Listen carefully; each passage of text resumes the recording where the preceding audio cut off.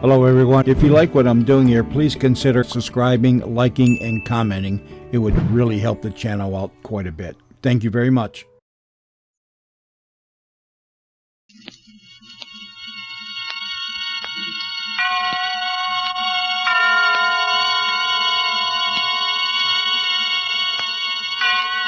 Now, Autolite and its 60,000 dealers and service stations present Suspense.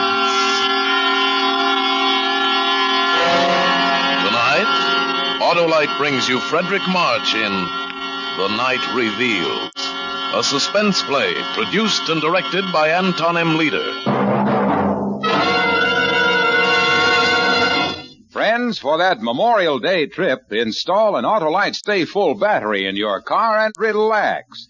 An Autolite Stay Full battery needs water only 3 times a year in normal car use. Yes, sirree, only 3 times a year. Why, it makes a Camel look like a drinking fountain. And in addition, an Autolite Stay Full battery has extra plates for extra power. Protected by fiberglass insulation for stronger life and longer life. In recent tests conducted according to the life cycle standards of the Society of Automotive Engineers, Autolite Stay Full batteries gave 70% longer average life than batteries without all these features. With an Autolite Stay Full battery, you need to add water only 3 times a year in normal car use. So remember, you're right with Autolite. And now, Autolite presents Frederick March in a tale well calculated to keep you in suspense.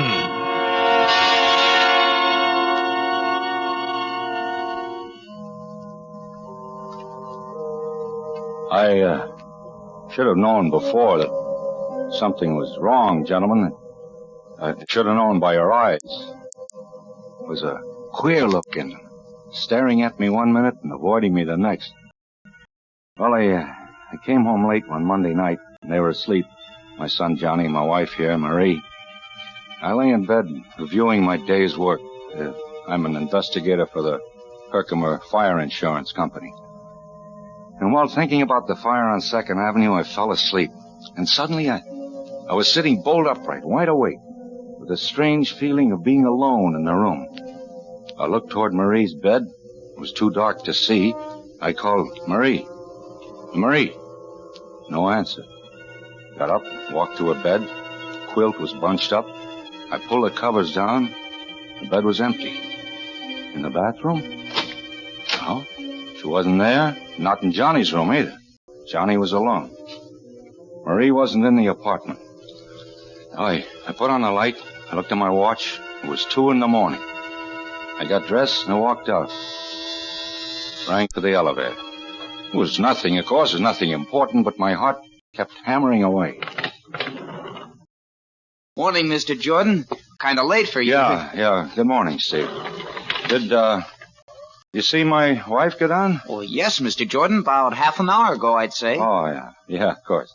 You see which way she went? Oh, yeah. She went towards 3rd Avenue. Said she was going to the... Yeah, went to the drugstore, I guess. That's right. There's one over on 96th Street.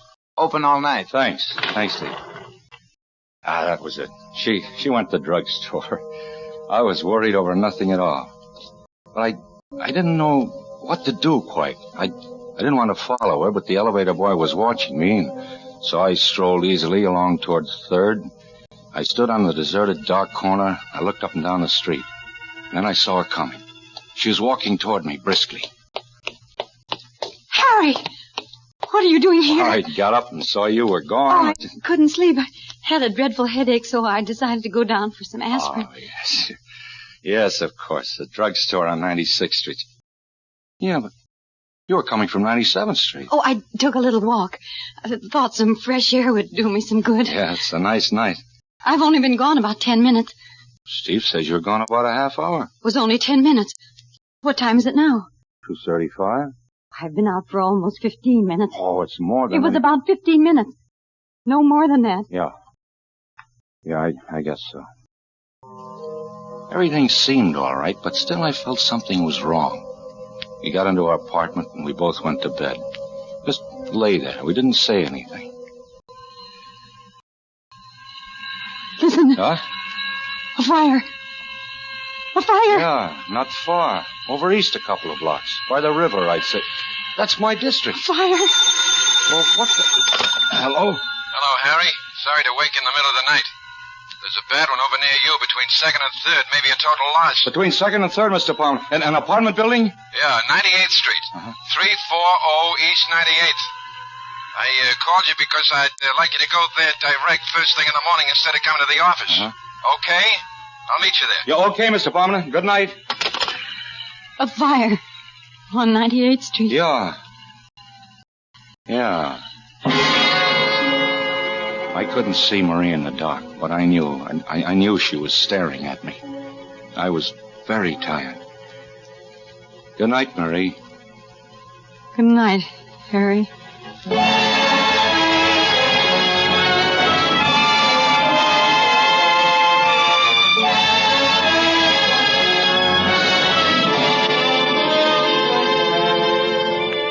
For Suspense, Autolite is bringing you Mr. Frederick March in radio's outstanding theater of thrills, Suspense.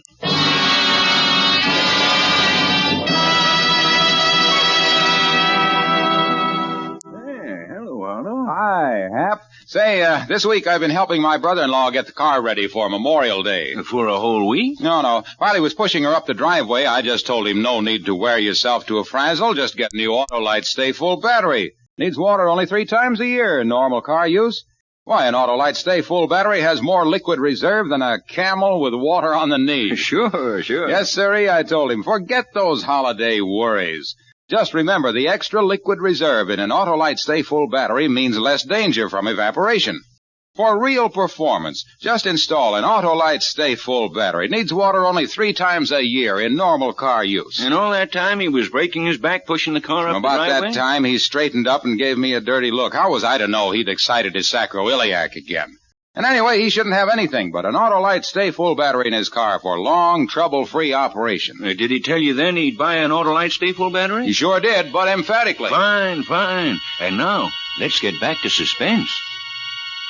And now, Autolite brings back to our Hollywood soundstage Frederick March as Harry in The Night Reveals, a tale well calculated to keep you in suspense.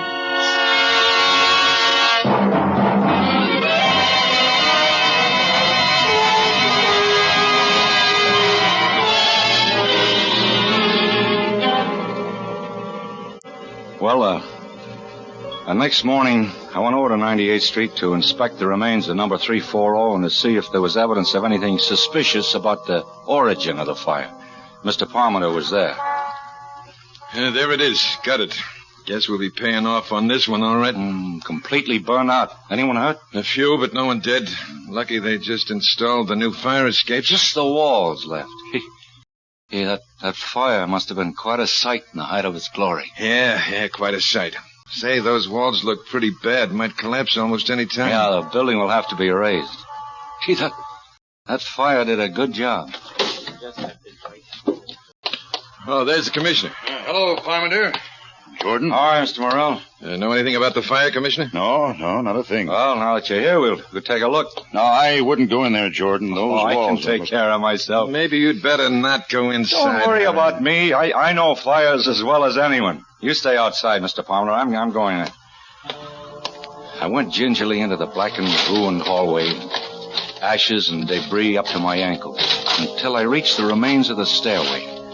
Underneath were several baby carriages, just twisted pieces of metal. A burned fragment of something fell nearby. Come on back, Jordan. I'm all right. I poked around near the carriages, sifting through the fine, clean ashes. Something caught my eye. It was a glob of yellow metal. I picked it up, and then I worked my way out. She's burned through, isn't she? Yeah, clean through. Nothing left of her. Did you find anything? No, nothing much. Fire started in the hallway, all right. It worked its way up. Cellar's untouched. What's that in your hand? Oh, that's just a piece of metal I found. Yeah. What do you think, Commissioner? It's probably one of those gadgets they have on baby carriages. I guess you're right. It isn't anything. But it was something. I had run my fingernail across this glob of metal. It looked like gold. I would examine it in detail later at home.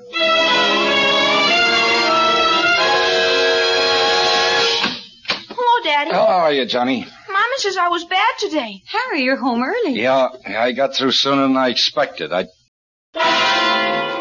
is it, Harry? Your locket. You're not wearing it. You've never had it off before. My locket? Well, don't you remember? Daddy, can I go over and see Davy Taylor for a minute? Yeah, Johnny, go ahead. All right. Gee, Daddy. Well, you shouldn't have done that. I didn't want him to go. He hasn't had his dinner. Never mind, Johnny. What'd you say happened to the locket? Well, I gave it to you. To me? Well, I put it in your pocket to have it fixed. The catch was loose. I don't remember. I put it in your pocket, Harry. I forgot to mention it to you. I wanted you to take it to the jeweler's and get the catch fixed. I just put it in your coat pocket while you were shaving. When? Yesterday? Yes, yesterday morning. Well, it should be in my pocket now. I wore this suit yesterday, too. Nothing in my pockets, Marie. Well... Marie. Yes, Harry? Is anything wrong with you? I'm perfectly all right. Not a thing wrong with me. You look worried, as if you'd got something on your mind. Nothing. I've just been having a headache. Maybe you ought to see a doctor. No. Really doesn't amount to much. Well, I think I'll take another look for the locket. Which suit did you say you put it in? Your blue suit? I think. Or maybe it was the gray, though. I couldn't make it out. What had she done with the locket? Had she pawned it? She given it away? Then I remembered something. I went in the bathroom, locked the door. I looked at this shapeless little glob of yellow metal. I rubbed the blackened spots away until all of it was gleaming. I took a nail file out of the medicine chest and began to file it. I kept filing until I had enlarged the crack to the full length of the piece of gold. And I slipped the nail file inside and pried it open. Tiny fragments of glass, and then I saw a piece of scorched paper. It was a photograph. It was a picture of my son, Johnny. This glob of metal was my wife's locket. I put the locket and the picture in my pocket and walked out.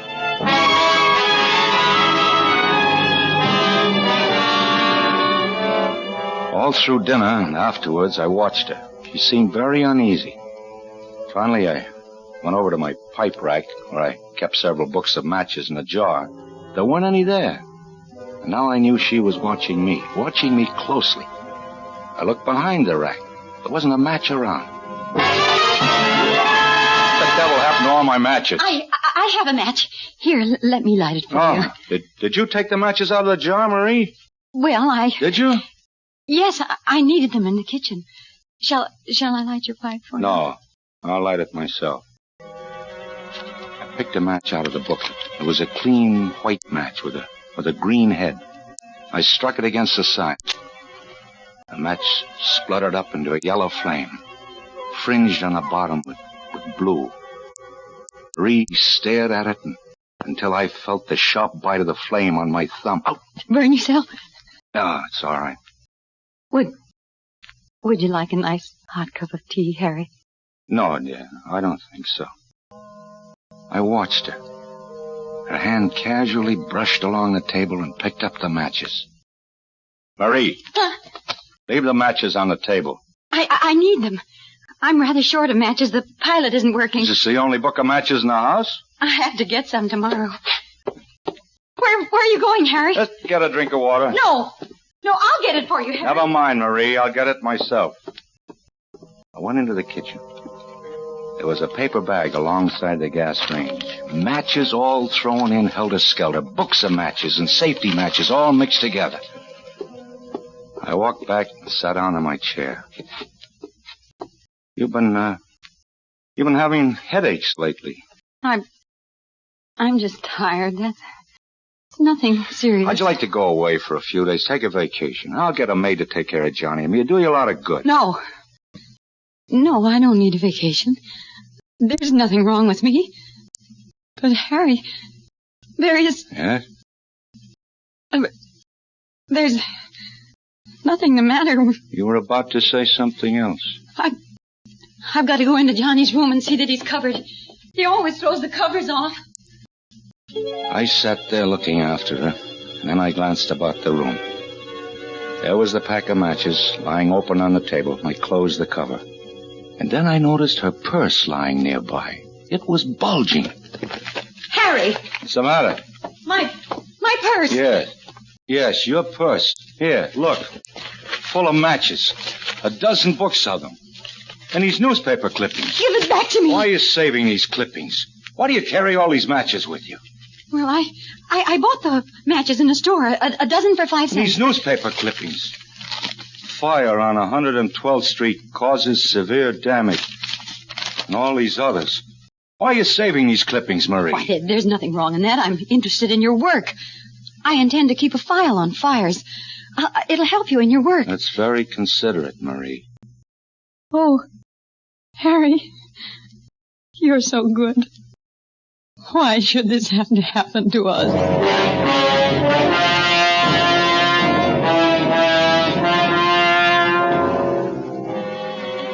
About midnight, I went to bed. Marie didn't follow me. I lay in the semi-darkness, wide awake, trying to think what I should do. Couldn't collect my thoughts. Every time I closed my eyes, I could see the flame of that match, yellow and blue, crawling along the matchstick. Drink this, Harry. It'll help you sleep. Oh, what is it? It's cocoa. It's very good for you. I'm not the one that's having trouble falling asleep. We both couldn't sleep last night. I'm taking some of this myself as soon as I go to bed. All right, leave it on the nightstand. Well, be sure to drink it while it's hot. Yes, Mary, I will. Good night, darling. Good night, Mary. Cocoa. And then suddenly I knew. I looked around quickly for something to pour it in. There was a radiator pan. It was empty. I poured the cup of liquid into it. Then I lay back and waited. I waited for her next move.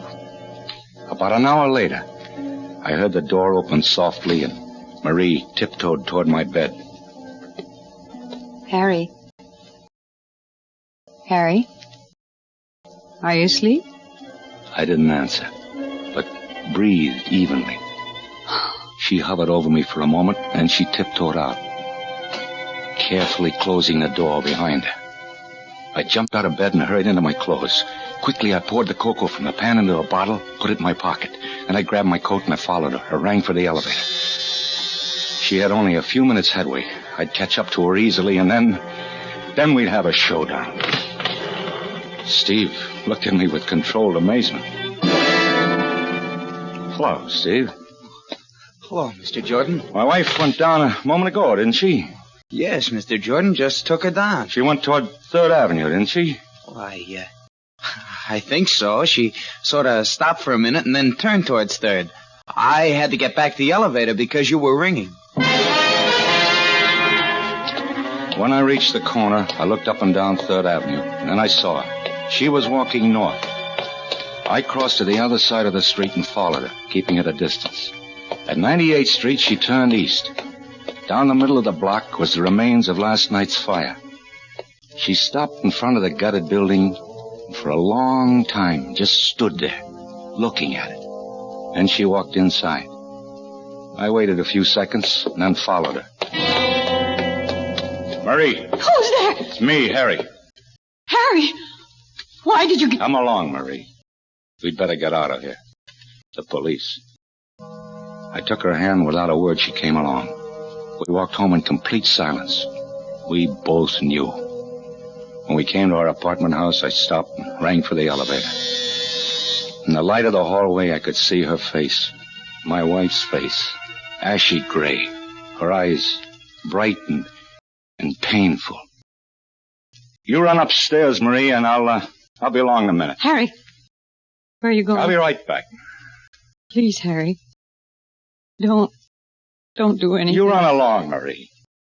You're not going... No.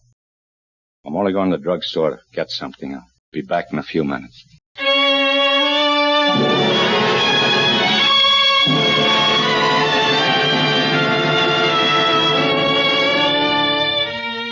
I came home a half hour later. She was waiting for me. Did you Do it, Harry. Please, Harry, tell me. I've got to know. I had the cocoa you gave me analyzed. Oh, I'm sorry. I had to do it. Don't you see? I couldn't help it. It's very easy for the druggist, especially when I told him what I thought was in it. That stuff that makes you sleep through an earthquake. Please, try to understand, Harry. You must understand. Is the kid asleep? Uh-huh. Johnny's all right. I was sorry for Marie. She looked so haggard and worn. It wasn't her fault. I was sorry for myself. My head was roaring. I wasn't feeling too well. I kept seeing sparks in front of my eyes. I closed my eyes for a moment. Let's go to bed, Harry. Marie, look, we can do something. Now, let's burn up every match in the house. We'll never bring another match in. No, Harry, we can't do that. You don't want to. No, not now, Harry. Strange, isn't it, huh? That this should happen to me. Me, a fire inspector. That's funny. Give me the matches, Marie. All the matches. No, I can't do that. I won't. Please don't take them. I'll do anything you want, anything. Where do you hide them? Tell me, where are they? Inside the range behind the paper bags. I dropped her hand. She sank to the floor in a huddle, weeping. And then I went into the kitchen and got all the matches. Please, Harry. Don't burn them out. Hey, look up. See? I'll light each book of matches one at a time until they've all gone up in smoke. The yellow flame licked its way down the matches. The cover caught fire and blackened. I watched her look at the flame with dazed eyes. Listen, Harry. You hear? Just someone in the hall. It's more than someone. Something's happened. Something has happened. I'll take a look. The house is on fire! Yeah, Marie, wake up Johnny. Johnny! You have to hurry. The flames are coming up the stairs. There's an upward draft. What's the matter, Mother? The house is on fire. We've got to get out. It's too late to go down. We'll have to go up through the roof. I hurt my leg. Come along, Johnny. Mother, wait for Mother. She'll come along. No, I want to wait for Mother. It's all right, Johnny. Go along with Daddy. I'll follow you. No, I won't go. I won't go without you. Hold on to my arm, Marie. Come on. Give me a hand, Johnny. Don't be scared. The fire won't hurt you. It won't hurt you at all. You're safe with me.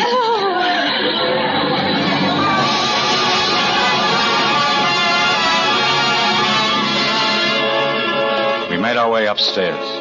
Very slowly because of Marie's sprained ankle. Finally, we got to the roof. There were some firemen on the next roof. About 10 feet separated the two buildings. Don't get panicky. We'll get you out safely. Are we going to have to jump across, Daddy? Mother won't be able to jump. Her foot. It's all right, Johnny. Don't be scared. They're putting a board across between the two roofs. We'll just walk across. All right, now. One at a time. Tie the rope around you and come across. Johnny, you go first. Here. Now, don't be afraid. There. Rope will hold you in case you slip. Mother, you got to go first. I'll go right after you. Johnny! You promise? Go ahead, Johnny. Mother will follow you. And don't turn around. Now keep walking. All right. The kid's safe. Now you, lady. Be careful. The board. Hey, the board slipped off. Hurry, one of you guys, and get another board. Coming up. Mother, I want my mother. Your mother's going to be all right. You pushed the board off, Harry. I saw you do it. No, I didn't, Marie. I didn't. All right, mister. Just tie the rope around her. Now, don't be afraid, lady.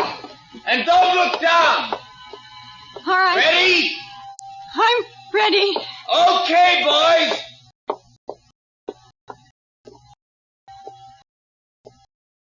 She's all right.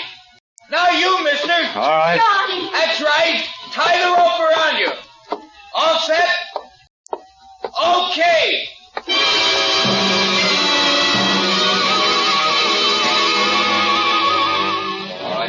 On the ground, we stood there, the three of us, watching the fire. Great flames shot out, stabbing at the sky. The top of the roof was burning now. A red flame crawled along, searching out the inflammable spots. And the wind was helping it. All this time, Marie was shaking violently, but not with cold. I pitied her. And then she threw up her hands and shrieked.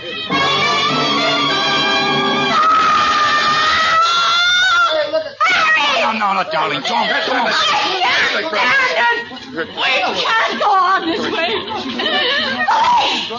Police, come here! Don't do it, Marie. There's no need to let the police. You don't know what you're saying. You... What is it, lady? Hey, you better calm down now. Officer, pay no attention. She... No, it's no use, Harry. Officer, these awful fires, they're not accidental. There's a pyromaniac, a criminal. I know who it is. You got to arrest the person. Arrest him, so there won't be any more. All right, lady. What is this? Who is the pyromaniac? The criminal is my husband, Harry Jordan. This man here. Arrest him, officer.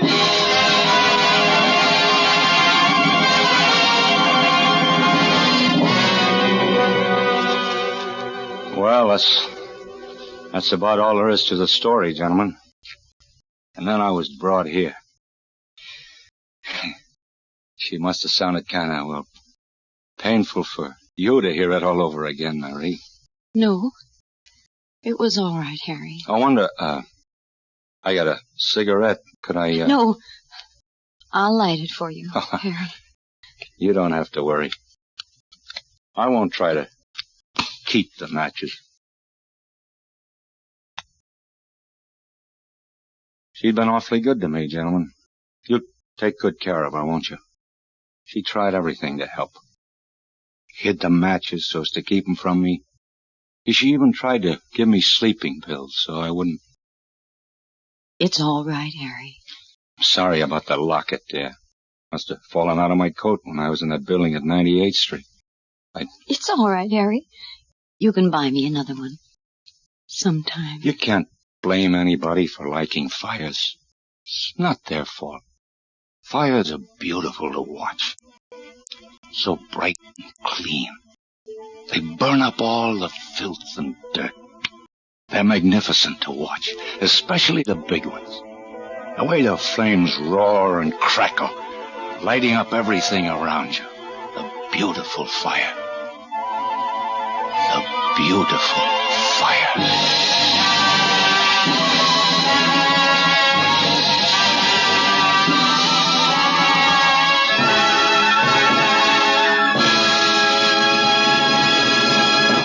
Thank you, Frederick March, for a splendid performance. Say, Harlow, you and your brother-in-law still friends? Why, of course we're friends, Hap. We have so much in common. Both of us think an Autolite Stay Full battery is wonderful. Why, it needs water only 3 times a year, normal car use. And he appreciates the fact that Autolite Stay Full batteries are made by Autolite, the makers of over 400 products for cars, trucks, airplanes, boats, in 28 Autolite plants from coast to coast. Yes, sirree, and Autolite also makes complete electrical systems for many makes of America's finest cars. Batteries, spark plugs, generators, starting motors, coils, distributors. All engineered to fit together perfectly, work together perfectly, because they're a perfect team. The lifeline of your car. So, folks, don't accept electrical parts that are supposed to be as good. Remember, you're always right with Autolite.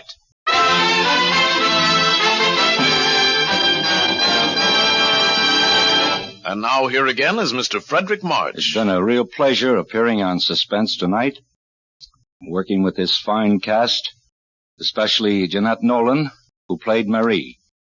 And I'm looking forward with great interest to listening next week when radio's outstanding theater of thrills brings you Joan Crawford in The 10 Years. Another gripping study in Suspense. Frederick March is soon to be seen with his wife Florence Eldridge in the new film Christopher Columbus. Tonight's suspense play was adapted by Sigmund Miller from the story by Cornell Woolrich, with music composed by Lucien Morawick and conducted by Leith Stevens. The entire production was under the direction of Anton M. Leader. Next Thursday, same time, hear Joan Crawford in The 10 Years. You can buy Autolite Stay Full batteries, Autolite resistor spark plugs, Autolite electrical parts at your neighborhood Autolite dealers. Switch to Autolite. Good night. This is CBS, the Columbia Broadcasting System.